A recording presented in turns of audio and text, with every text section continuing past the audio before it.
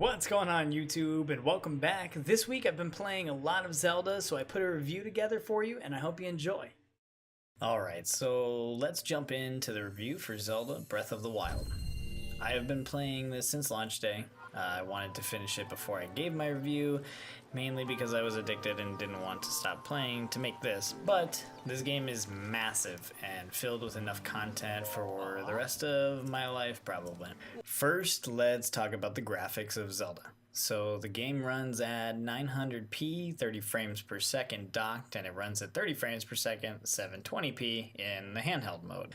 The art style of Zelda is one of the most visually pleasing games I have ever played.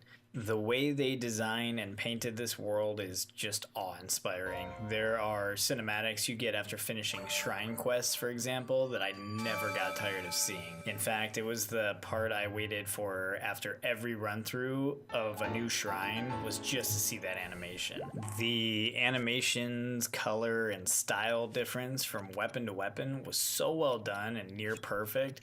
It was amazing. Every weapon was nice to look at, even the rusted beat up claymores had their own unique style that were just so cool to look at. The world was so vast as well, I could not believe it. Each region of the map was like playing an entire new Zelda. Nothing felt reused or bland. There was new vegetation, animals, colors, people. Even the sky looked a bit different in certain regions you were in. Going into handheld mode, to me, was one of the most impressive parts. The screen is smaller, obviously, and runs at 720p. I will tell you though that this game in tablet mode is hands down just beautiful and arguably the most impressive visual game on a tablet that I've seen. Now, as impressed as I was with the graphics, there were of course downfalls here and there. Nothing that would make me rate the game lower. But for those of you who are FPS snobs like I am, you will notice once in a while something happening. When docked, you can see the FPS drop to around 20, 25 at times FPS of walking into a large area. But even that didn't last. It would happen for 1 to 3 seconds tops and clear up. It never happened in fights for me, and it never became a reoccurring problem. It happened maybe 5 to 10 times in 80 hours worth of play so far. In handheld mode though, that doesn't happen,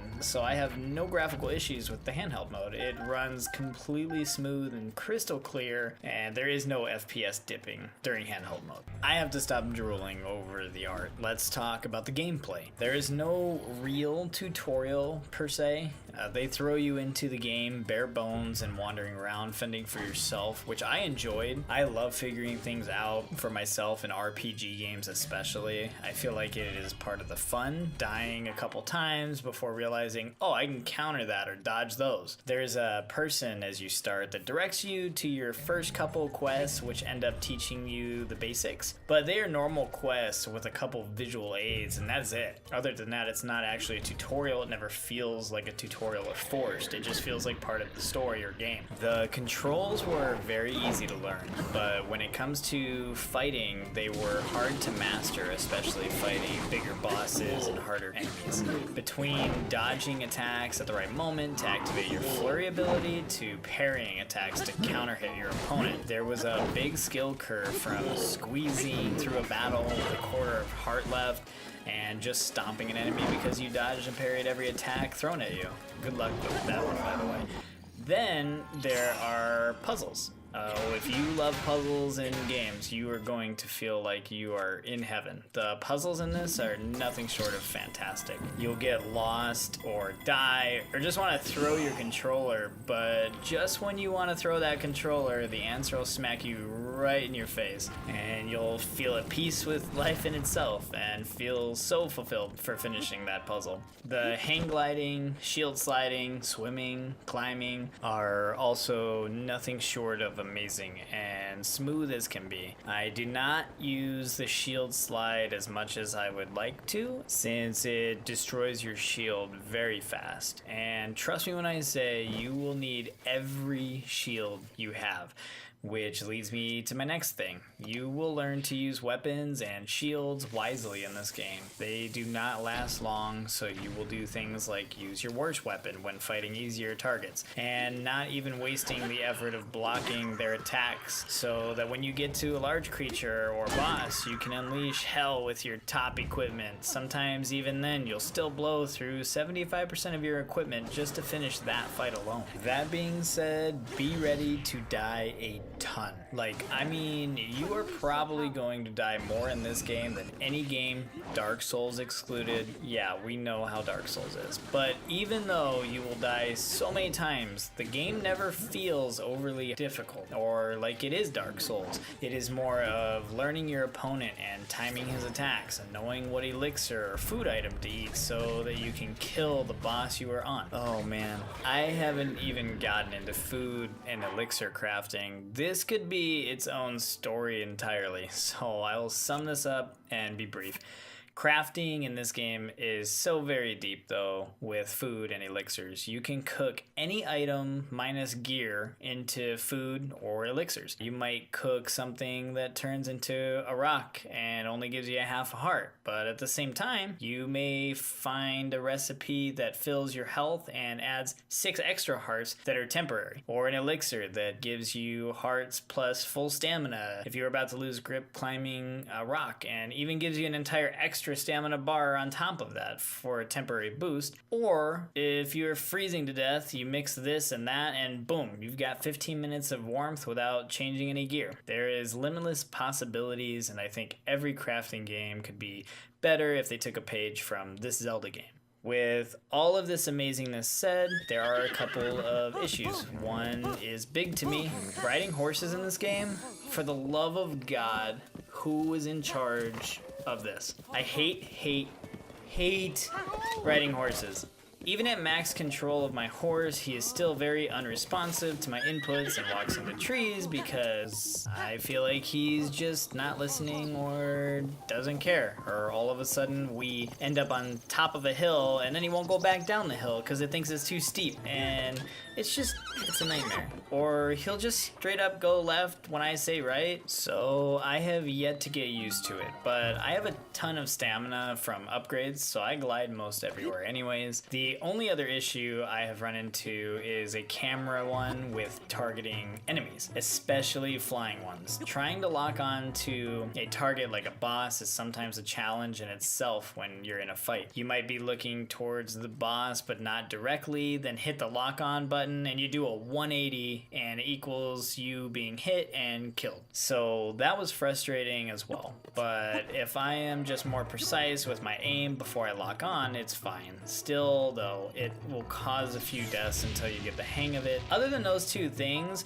which don't really cause a game-breaking issue for me, I can't find anything wrong with the gameplay in this game. It is so smooth and easy to play, just the right amount of difficulty to make you have to work for the win, which in turn gives you all the feels of accomplishment. So first off, with the sound.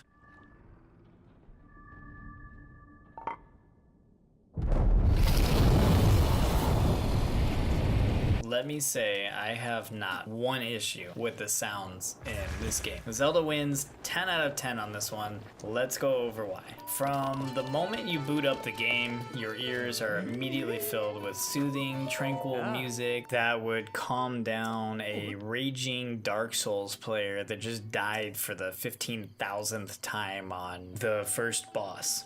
Then you go into the wilderness and hear birds chirping, bees buzzing around you, crickets at night, and the sound of wind blowing through the trees. It's mind-blowing. If you close your eyes and listened, you would think you were out in the forest with a heavy rain pouring down and the sound of thunder crackling overhead, or being next to a pit of bubbling lava as you walk into it and die. I don't want to talk about why I know how that sounds, but I do. Then there's the epic music of boss fights and hyped moments in Zelda. They're just out of this world. If you weren't excited by the 15-foot boss that is going to hammer you into the ground in one swift hit, you will definitely feel a rush just from the music that kicks you right in your ear hole, pumping you up to go kill this monster. Using your ability to drain Ganon of his power is key to our success. Voice acting is well done. There's not a ton of it, which is the only thing I would have wished for more of, but the acting that is there feels real and it's so well written.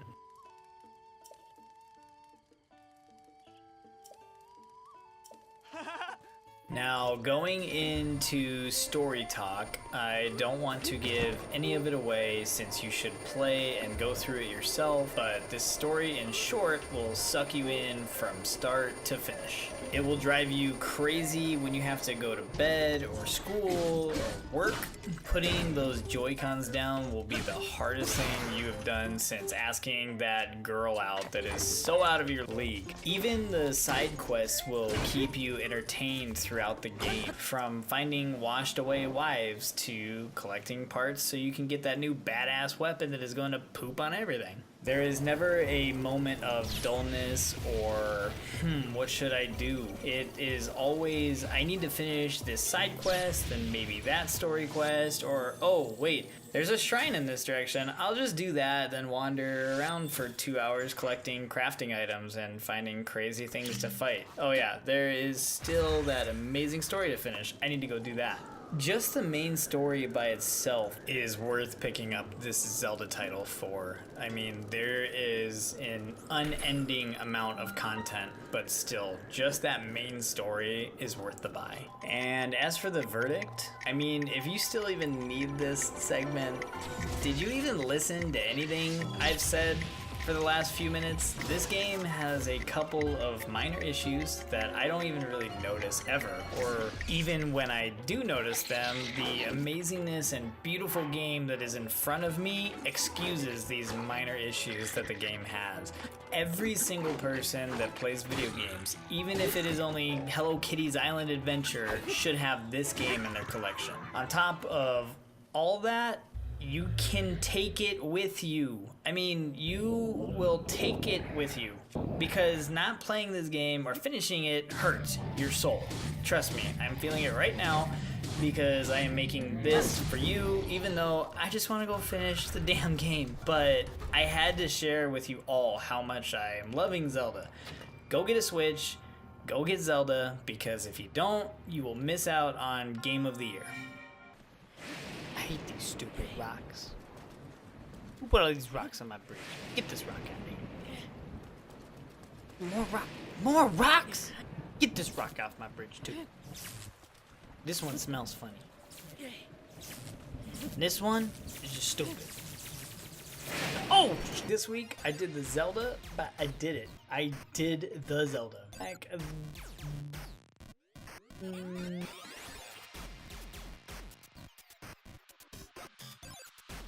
or what you're excited for when it comes out. It's already out. Thank you everyone, as always, for tuning in. I hope you enjoyed the Zelda review. If you did, make sure to like, subscribe, share, and comment below about what you think so far of Zelda, or what you're excited for when you do play it. And I'll see you guys next week for another video.